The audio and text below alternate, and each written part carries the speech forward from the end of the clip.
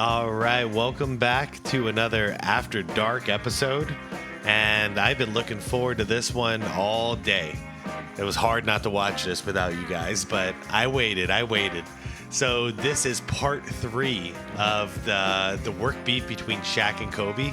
This one is titled, I May Have Messed Something Up.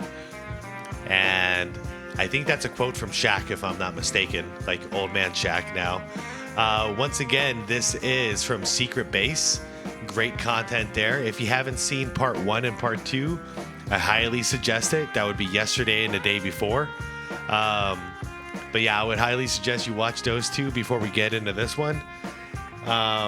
Where did we leave off? We left off with they had won 3 rings and things were getting really messy. Kobe was threatening to leave once his contract was up and test out free agency. And that's where we are, if I'm not mistaken. So, all right, everybody, let's get into this. Let's kick back, relax. I got a little glass of wine here. Just gonna kick it and enjoy this one. Highly suggest the same for you guys too. Get a beverage, get some snacks, do your thing. All right, here we go. You might not know this man's name, but you probably recognize him. You've seen him here and here and here. We could do this for a while. This is Jim Gray, a sports reporter in every sense of the word. Gray has had the determination to pursue tough and unwilling subjects, the good fortune to witness historic events, and the access to interview athletes within their locker rooms, press rooms, and fields of play. Access, if played right, begets another form of sports reporting. Alongside all the stories Gray got by digging and prying is a long list of stories for which the subject pursued him. Mike Tyson wrote to Gray from prison. LeBron James chose Gray to host his Decision TV special. Tom Brady started a podcast with Gray. This is... I didn't know about the podcast or the Mike Tyson thing. Throughout a multi-decade, multi-Hall of Fame career, Gray has been trusted as the confidant and the medium for Titanic sports figures who want the world to know something. Okay, fair enough. Gray's autobiography, Talking to Goats, boasts his relationship with a stacked roster of greatest of all time athletes who trust him. One of these relationships was particularly special. Gray worked for the San Diego Clippers in the early 80s when Joe Jellybean Bryant was on the team. Oh, he wow. met Joe's son when the kid was still in diapers. So Gray knew to keep an eye on Kobe Bryant during his rise to stardom. Once Bryant got there, his pre-existing connection with Gray led to access and trust. One of Kobe's first big national TV interviews as a pro, Jim Gray. That 2001 interview to discuss Kobe's midseason conflict with Shaq, Jim Gray. Kobe's interview immediately after the Lakers won it all again that year, Gray. And after the Lakers were eliminated in the spring of 2003, who got the exclusive story that Kobe intended to become a free agent after one more season? Yes, Jim Gray. Dude, I had no idea what the power of Jim Gray was. I've always known him. I didn't know he was that guy, though. So it's no surprise that this reporter played a part in the other major stories of Bryant's 03 offseason. Let's be clear that these stories overlap, but they are not proportionate. One of the stories is important. In the summer of 2003, while visiting Colorado for a knee operation, Kobe Bryant was arrested and charged with the sexual assault of a 19-year-old hotel employee. On July 18th, the day Bryant was formally charged, CNN called Jim Gray.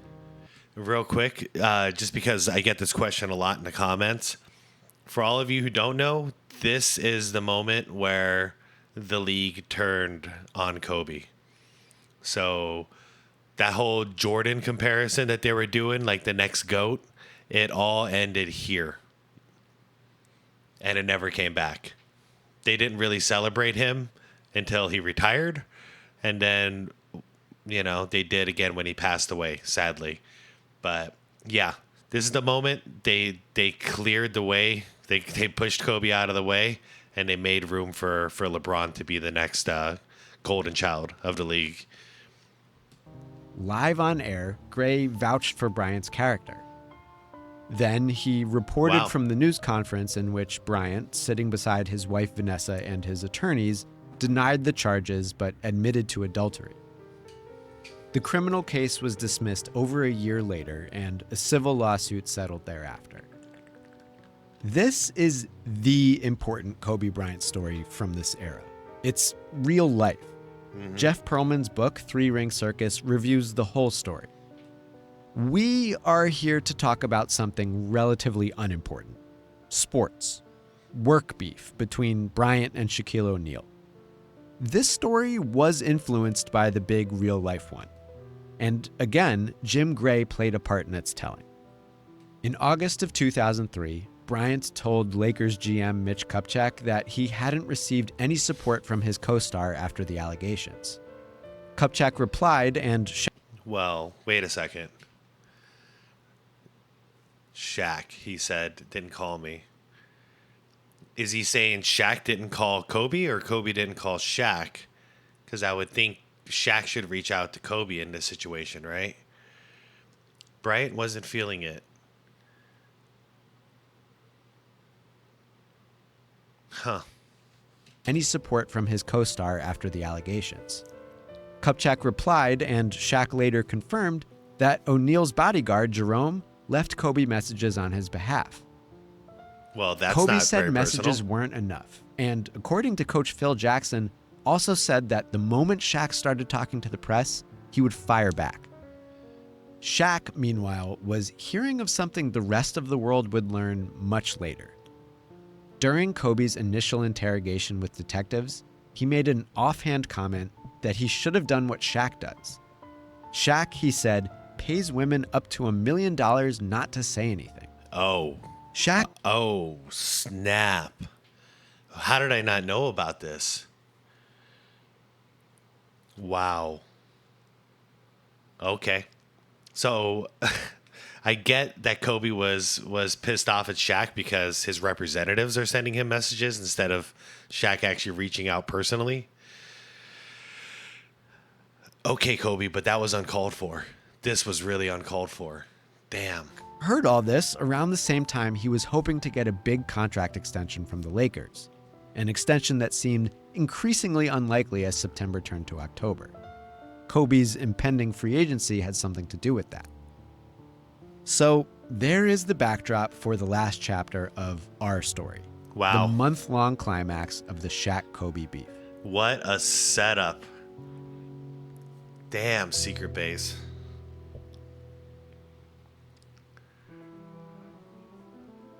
October 2003. On Thursday, October 2nd, Lakers vets flew to Honolulu to join their younger teammates for training camp. Among them were 2 very important newcomers. Fresh off LA's first playoff defeat of the century, Shaq had recruited a couple fading legends hoping to grab a ring before they retired: Gary Payton and Karl Malone. Huge new cogs in a very different Lakers roster that would need time to gel. Kobe Bryant didn't join his teammates for that first day of camp on Friday in Honolulu. Everyone knew about his court case and about his knee rehab, but it wasn't that. Kobe just said he was under the weather. That's not like Kobe at all. By the way, this guy's a different kind of freaking savage, man. Ugh. Back then, I thought the only thing that he did wrong was try to seduce Kobe's wife during a game. But it turned out there's a lot more that there's no way in hell I'm talking about on YouTube, because my channel will go bye-bye. But y'all know what I'm talking about. Karl Malone, you can suck one. Reporters asked Shaq how it felt to open camp without the full team present. "The full team is here," said Shaq. Oh, shit. Wait, what about Kobe? Here's what Shaq had to say about his teammates' absence. Meow, meow, meow. Are you disappointed that Kobe wasn't bonding with his teammates? Are you angry at Kobe? Oh, my God, Shaq. Shaq's protocol for questions about his teammate was cat. can't answer that. On Saturday, Jesus. Kobe finally showed up in Honolulu to join his teammates and face the media. Sunday, Phil Jackson canceled Lakers practice for some team bonding. While the Lakers ran around playing paintball at an Air Force station, Shaq mostly sniped from a stationary position. He was nursing a bruised heel, but Kobe said Shaq was in the back eating a slushie or something. This is all in good fun. Dude, but these guys are like brothers. I mean, not in the good way, but in a terrible, terrible way. These guys are like brothers, just throwing jabs at each other left and right. God damn. Shaq's back there eating a slushie or something. But Shaq's foot issues and his related desire for a contract extension were no joke to him. He made that clear during exhibition play in Honolulu, barking directly at Lakers owner Jerry Buss. 2 days later, the Lakers flew from Hawaii back to LA. Aboard the plane... Wow. Read this. Now you gonna pay me? Now you gonna pay me? Wow. Pay me. Shit. Dude, Shaq, man. If you would have actually gotten back in shape, dropped about 30 pounds, you probably would have got paid. But the fact that you wouldn't get back in shape showed them everything they needed to know. Hate to say it, but you got spoiled by this point, man. Days later, the Lakers flew from Hawaii back to LA. Aboard the plane, Shaq busted out a portable turntable and speakers, with which he produced and then played a parody of the 50 Cent song PIMP with lyrics about Kobe's case.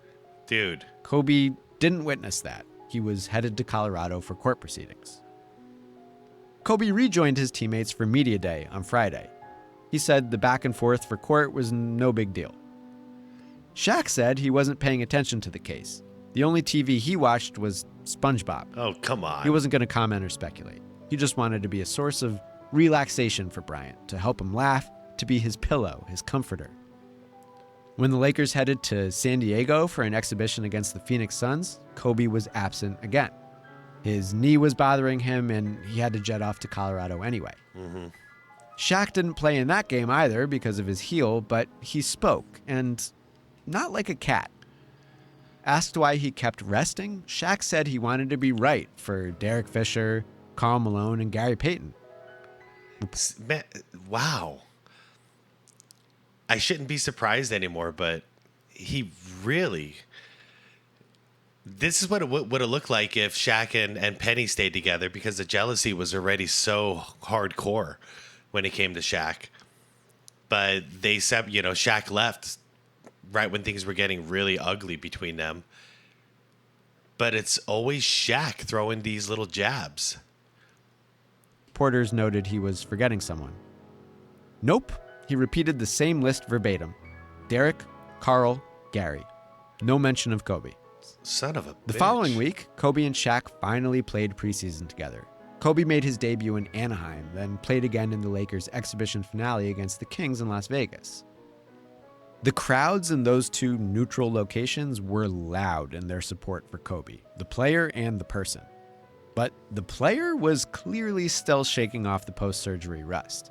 He shot just 7 for 24 over those last two exhibition games. Yikes. After watching that performance, Shaq shared a familiar sentiment in a familiar venue.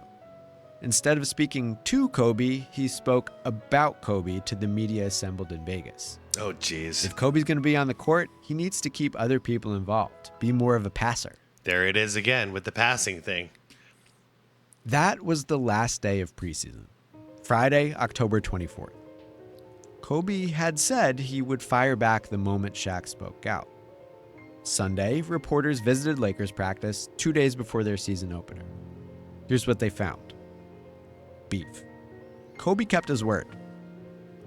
Responding to that relatively tame suggestion that he passed. I'm not changing my game whatsoever. Kobe said, I take good shots, hit the open man when he's there. I definitely don't need advice on how to play my game. More, Kobe said, I'm not changing my game. I take good shots. I know how to play my position. You worry about yours. Teammates overheard Kobe saying he would opt out the next summer and leave, all because of Shaq. When Shaq got wind of this escalation, he stopped being tame. We're not talking about positions. We're talking about team basketball. If it's going to be my team, then that's my opinion. Don't like it, then leave. I don't Again, with the my team. care what Kobe does. He doesn't care what we do. That's the type of person he is. Shaq chastised Kobe for skipping team functions and for not traveling with the Lakers. He said he was taking control of the Lakers, God. but noted the media might rather give that control to Kobe, just like they give him everything. Good God, guys, the season hasn't even started yet, and all of this is going down. Man, I remember it being ugly, but with the details in here and all the quotes, this is just insane. That, right before the season starts, is a lot. But Shaq also said, as he had in the past, that beef wouldn't affect the actual basketball the Lakers had to start playing in 48 hours. Speaking of actual basketball, Kobe mentioned a specific stretch of the prior season, one that's worth recalling to understand what comes next. One big reason 02-03 was so disappointing was Shaq's health. He delayed long-needed foot surgery until right before the season began. O'Neal missed a lot of games, a lot of losses while rehabbing, and then struggled to play his way into shape. Shaq did not apologize for the inconvenience. He had been injured on company time, so he'd recover on company time. He'd rather miss part of the season than rehab during his vacation. During a stretch of February 03, when Shaq was hobbling and sometimes absent, Phil gave Kobe an explicit green light to take over the offense. So Kobe floored it. 46, 42, 51, 44, 40, 52, 40, 40, 41. Bryant scored 40 or more points in 9 straight games, tying the best such streak of Michael Jordan's career.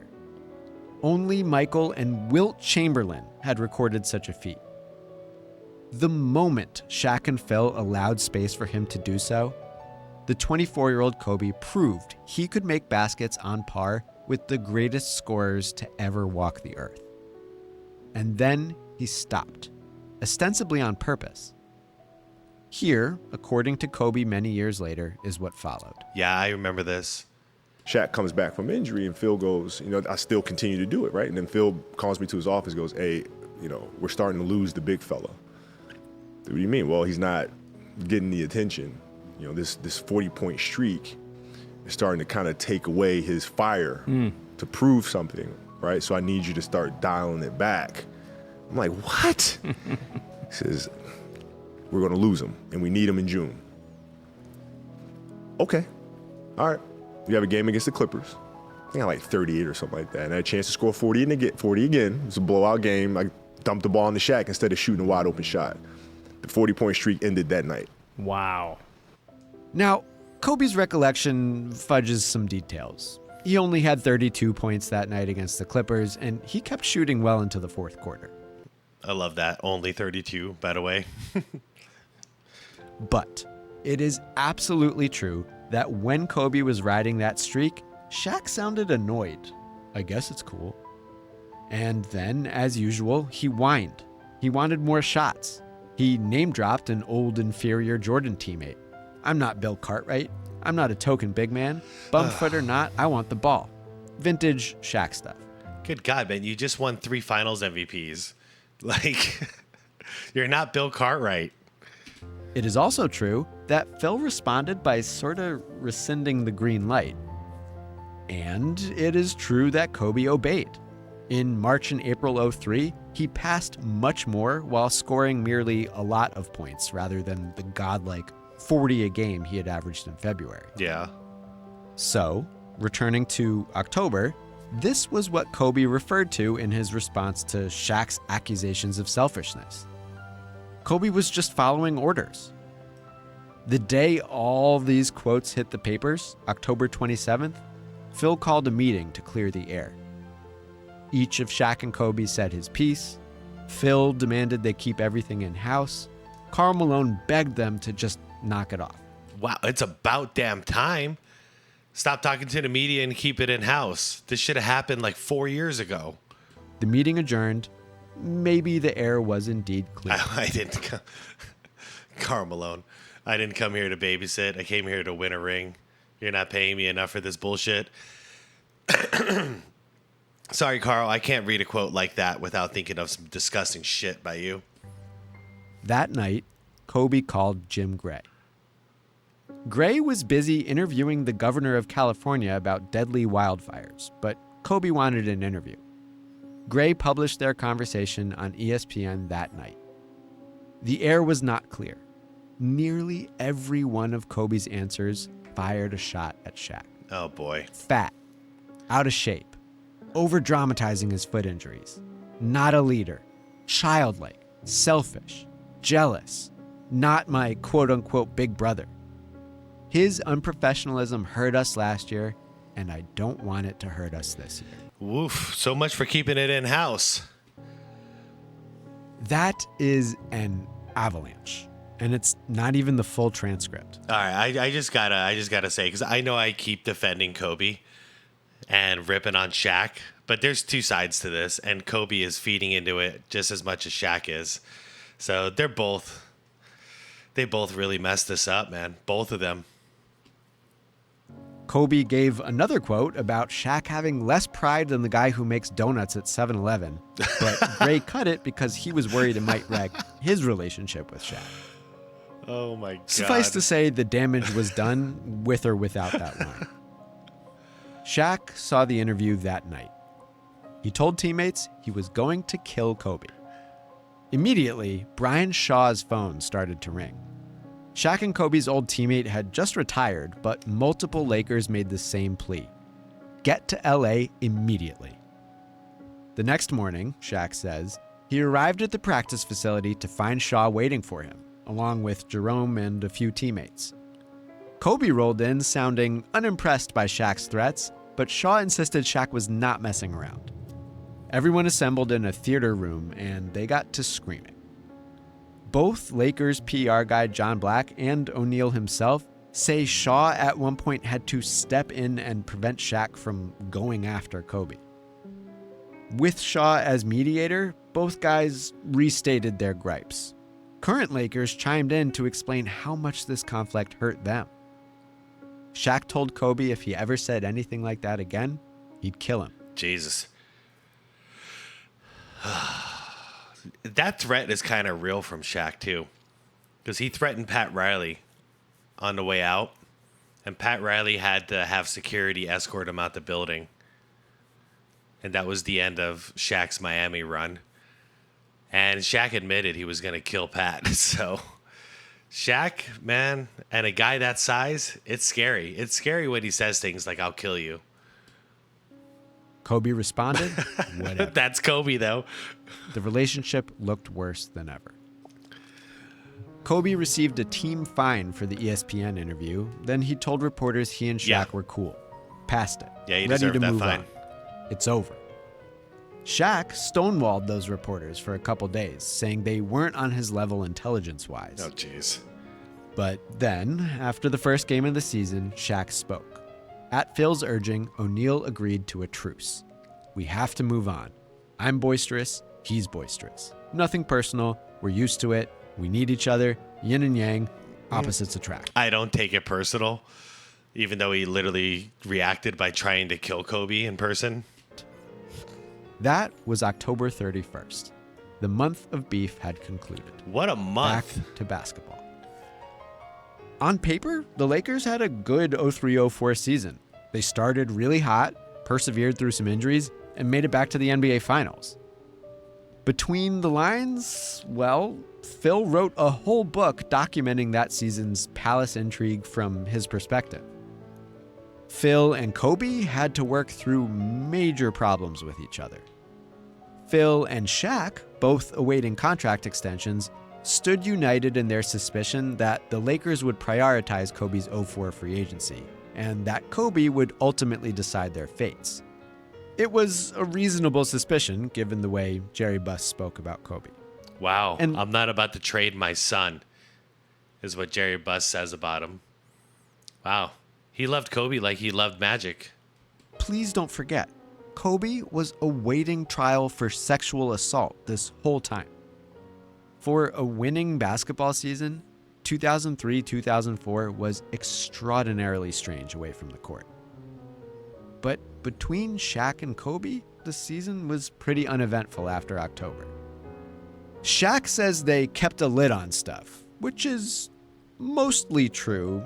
You know, give or take the odd ESPN article in which Shaq insisted he really did call Kobe over the summer, and if he had a problem with someone, he just punched them in the face instead of talking to the press. While Kobe replied, no, he didn't call me, and if he wants to fight, we can fight. Oh my God. Stuff like that.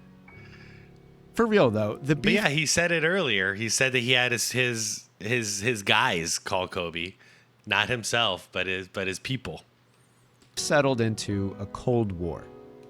Shaq and Kobe made their feelings known in quiet, petty ways, like refusing to get taped by the same trainer.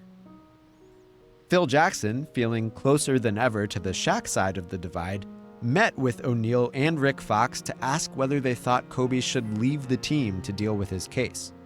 They both said no, but when Phil asked if they thought these Lakers would win a championship with Kobe, their answer was the same.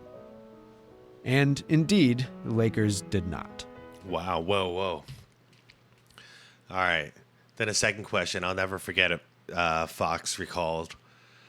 That's Rick Fox. He asked whether we thought we could win a championship with Kobe. Shaq immediately says, no way. Fox agreed. Honestly, Phil, he said, I don't think we can win a championship with Kobe, with or without Kobe. Damn. That's how bad it was. Their answer was the same. And indeed, the Lakers did not. For the first time ever, Shaq and Kobe lost an NBA Finals together. And that 0-4 defeat to the Detroit Pistons included additional novelty. Kobe took more shots than Shaq did in an NBA Finals. It didn't go so hot. Bryant shot 10 of 27 in a surprise Game 1 loss at home. Ouch. In a back-breaking Game 4, Kobe hit just 8 of 25. Shaq, who kept giving the Lakers more points on fewer attempts than his teammate, issued quotes that sounded like his old mid-season self. Write what you see. I'm disappointed. But Kobe kept shooting till the bitter end. 7 of 21 in the elimination defeat. Well, Damn. So that's 3 games at least that he shot about 30, low 30s percentage-wise. Shaq hit 7 of 13. Years later, 04 Laker Kareem Rush said he thought Kobe was gunning for the Finals MVP trophy that had always been Shaq's. That obviously didn't come to pass, but Kobe had grander desires anyway. The Lakers dynasty was unmistakably over. Kobe had the negotiating power of free agency. The franchise seemed to favor him despite an ongoing criminal case. His demand was simple. Kobe wanted to make the baskets. And he was clear in 2004 about what that meant. He did not want to be a sidekick any longer. Yeah. It would be him or Shaq, not both. At the time, Kobe said these things in private, but years later, Kobe opened up about how he felt in 04. He put it best in Rick Bucher's oral history of that Lakers season. I wasn't going to play with Shaq anymore. I'm going to show you fucks what I can do on my own. Holy shit, he actually said it. I'm going to show you fucks what I can do on my own. I can't help but think, because I'm much older now than these guys were during this time. If Shaq would have just said, it's our team, we're the captains, plural, that could have worked. LA or somewhere else. Hold up. Fucks what I can do on my own. In LA or somewhere else. Uh-huh. Kobe used his free agency to force the Lakers' hand. And if he was bluffing, well, this is a hell of a bluff. Yeah, I remember that. Whatever it was, it worked. Shaq had watched the Lakers punt his contract extension, then he watched them do the same to Phil Jackson. When news broke that Phil would quote-unquote retire, Shaq read the writing on the wall and asked for a trade. on July 14th, 2004, he got it. The very next day, Kobe signed a 7-year, $136 million deal to stay with the Lakers. At long last, it was his team. So this is where Shaq's concept of work beef peels away. The work was over, and with it, the associated conflict. It's one that Kobe summarized very tidily in 2004. You know, he used to get mad at me for not playing team basketball. He used to get mad at me because he wasn't in tip-top shape. Yeah. Both men referred to their feud as the inevitable clash. Is Timmy smiling at this? I think that's a Tim smile. Women. Uh-oh. This response, issued in September through ESPN's Stephen A. Smith, was about as... I never hang out with Kobe. I never hung around him. In the 7 or 8 years we were together, we were never together. So how this guy think he knows anything about me or my business is funny. And one last thing, I'm not the one buying love. He's the one buying love. Oof. Ooh. as harsh and as direct as Shaq would ever get. Denial and distance, but also an unmistakable reference to the expensive ring Kobe had bought his wife Vanessa after the allegations came to light. Smith and John Saunders put Kobe on the spot, pressing on a guy who already felt plenty of pressure. When's the last time you talked to Shaq, and did you ever apologize for those statements? This exposed Kobe's new position in the beef.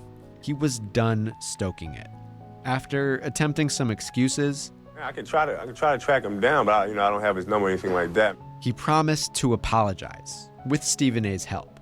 Well, let me ask you this question. One of the things that Shaq would say, and I know him pretty well, is that Shaq would say he's not hard to find. You probably got his number. I get it from you, and I'll call him today. There's some irony here. It is funny that Smith would quote Shaq as being not hard to reach, because when Colleen Dominguez asked a similar question, O'Neal jokingly said the opposite. If Kobe Bryant called you on your cell phone right now, what would you say to him? I don't have a cell phone because people that I'm connected with them. All you gotta do is think, and I'll call you. I don't have a cell phone. And that's a problem with the diesel. I'm technologically more advanced than you are. I don't buy that. Do you guys believe that? I don't buy that for 1 second, that he didn't have a cell phone. I think that was just his way of saying, I don't want to talk to Kobe. But isn't that Shaq? With so much less pressure, so much less to prove, Shaq in 2004 sounded as glib and playful as ever talking about the beef. On SportsCenter, he made subtle digs at Kobe's style of play. I think if he did the little things, he'd be the greatest player to ever play the game. But he's a great player. What are the little things? Make everybody else better. Speaking to Stephen A., he made insinuations about Kobe's character. You don't have to like me, but most of the people, if you ask them about me, they really like me. So if you don't like me, there must be something wrong with you. And he told jokes. I always remember that quote. Like the one about new co-star Dwayne Wade, surprisingly. Wait a second. What do you think about Dwayne Wade? He has the all-around game that all guards should have. I was downstairs playing with D. Wade, and he went to the hole, and he threw a pass, and it hit me in the face. He said, you got to catch that. I said, well, I'm not used to getting those passes, buddy. Oh, shit. There's another jab. By passing him the ball. After he and Wade won the 2006 championship, Shaq enjoyed a few years ahead of Kobe in the title ledger. It's probably not a coincidence that Shaq kept the beef in the public consciousness, always in a silly way. Kobe? Who is that? Yes. What? I don't remember that. I saw Scary Movie 1. I don't know if I saw Scary Movie 2. That really happened? Probably not a coincidence that Shaq kept the beef in the public consciousness, always in a silly way. Kobe? Who is that? Yes, that is an actual scene from Scary Movie 2. Oh, no. This is the long tale of our story. After the work ended, the beef faded gradually into more of a meme than an open conflict. Each guy got what he wanted, got older, and got comfortable laughing about the past, at a distance and eventually as friends. There's one particularly famous moment from this era of gradual detente. Oh, is this going to be the tell me how my ass tastes moment? It happened in 2008, after Shaq's 4th title, but before Kobe won his 4th and 5th. In June 2008, days after the Kobe-centric Lakers lost in the NBA Finals, Okay, not that. Shaq got on stage at a club in New York it is that. and performed a freestyle rap largely directed at Kobe. Check it. You know how I be. Last week, Kobe couldn't do without me. One line stole the show, and it became a meme of its own. Okay, Kobe, tell me how my ass tastes. And listen, that makes sense. Kobe, how my ass tastes is catchy. Shaq repeated it like a dozen times, and he got the whole crowd to join in. Okay, real quick. When they had that sit-down conversation one-on-one a couple of years before Kobe passed, he brought that shit up. And Shaq was just laughing, embarrassed, and all he could say in rebuttal was, "I didn't know I was being filmed, man." Oh, man, I got to play this back just one last time because this is almost over. I'm enjoying this night. Did at Kobe. One line stole the show, and it became a meme of its own. Okay, Kobe, Tell me how my ass tastes. And listen, that makes sense. Kobe, how my ass tastes is catchy. Shaq repeated it like a dozen times, and he got the whole crowd to join in. Kobe says he had a laugh at it, all in good fun. But here's the thing. While how my ass tastes is funny in a vague, competitive, sports-focused way, this is something else. Kobe ratted me out. That's why I'm getting divorced. Oh. He said Shaq gave a bitch a meal. I don't do that because my name's Shaquille. I don't remember that part. Wow. Do you guys remember that part? Holy crap. This video is blowing my mind tonight. That is Shaq referencing Kobe's police interrogation. Wow. And his well-known statement about Shaq therein. And it's Shaq suggesting that statement was responsible for his divorce, which was an actual thing that came to pass. That's real and pretty dark. Which is to say, not everything can just fade. Not everything can be laughed off. There were genuine regrets, real scars on both sides of this relationship. When Kobe went on Shaq's podcast in 2015, they voiced regret in 2 different forms. Shaq framed things the way he often does. He stoked the beef in front of media because it was business, because it was the heat of the moment, or in order to exert control. Shaq said a lot of stuff he didn't mean. Kobe, on the other hand, said a few things he did mean, things that came to make him feel like he was an idiot as a kid. By saying all this stuff to the media, they synthesized beef. They generated pressure. If 2004 was when Kobe realized he had to pull back from the public beef and apologize directly for the stuff he regretted, then Shaq's version of the same came a few years later. O'Neal and Bryant were teammates again for one night. Yeah, this was in Phoenix. On February 15th, 2009, they were both Western Conference All-Stars. Kobe, still a Laker, Shaq with the Phoenix Suns. This was when the world first really saw Shaq and Kobe enjoying each other's company again. They practiced together, played together, had fun making baskets together, even if the baskets didn't count. At game's end, Shaq and Kobe shared MVP honors, and Kobe told Shaq to give the trophy to his son, Sharif, at which point something clicked for the big guy. He was open and vulnerable about this in 2018. Yeah. He told me to take the trophy home. That's right. Remember that? I did. And I took it home and I gave it to Sharif. Yeah. And I realized now, I was like, I think I may have messed something up. Because a lot of times that our beef was going on, you know me, I'm the master marketer. 60% of the time, I would just say it just to keep it going. Luckily, I won 3 out of 4 with this guy, but I was up to this guy. So I owe you an apology. I'm going to give you an apology, but we ain't going to be doing all that crying. They did win Yeah. 3 out of 4. I am really glad they got to bury the hatchet before it was too late. Wow, that All-Star game, man. That All-Star game was something. If you guys haven't watched it, highly, highly suggest it. That would be the last time that they played together.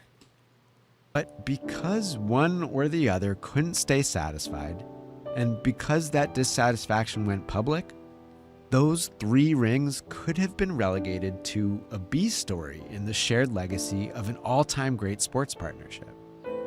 All along, this was the solution. Yep. Shaq and Kobe were better off speaking to each other, not about each other.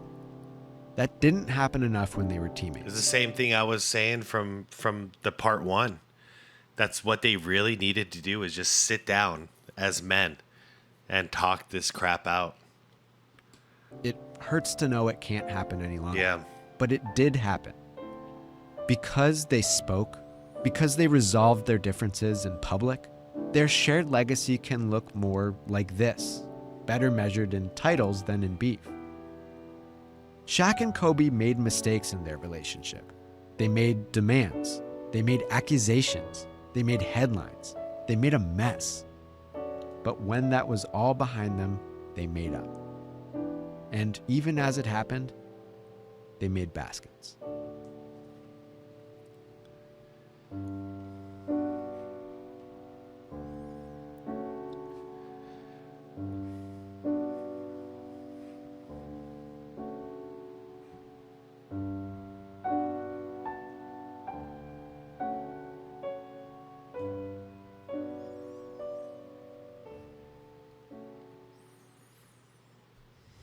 That was a beautiful video. Wow. Yeah, man, that one got me a little choked up at the end. What a well done video. Secret base. Wow, you knocked it out of the park with this one. Thank you for that. Not only did I learn a lot, but wow, like you really know how to hit those heartstrings, man. All right. Hey, I hope you guys enjoyed it. How fun was this? Thank you guys for everybody who came back for all three of these parts. Thank you for doing this with me. This was awesome. I think this is my favorite moment so far as a YouTuber, is covering this. This was unexpectedly fantastic. Doesn't matter if these videos get 5 views. Like this was great. This was awesome. And thank you for being a part of it. Leave the video a like if you like it. Subscribe if you want more. You know all that jargon. But sincerely, thank you for being here. It's great to do this together. All right. Y'all know what to do. Y'all know what to do. Reach out to your loved ones. If you got some stupid beef going on with them, reach out. Reach out. Sit down, face to face. Hash it out. It's not worth it. It's not worth it. All right, everybody. Thank you so much for watching. I'll see you in the comments down below. And have a wonderful, safe, awesome night, okay? Peace out, everybody.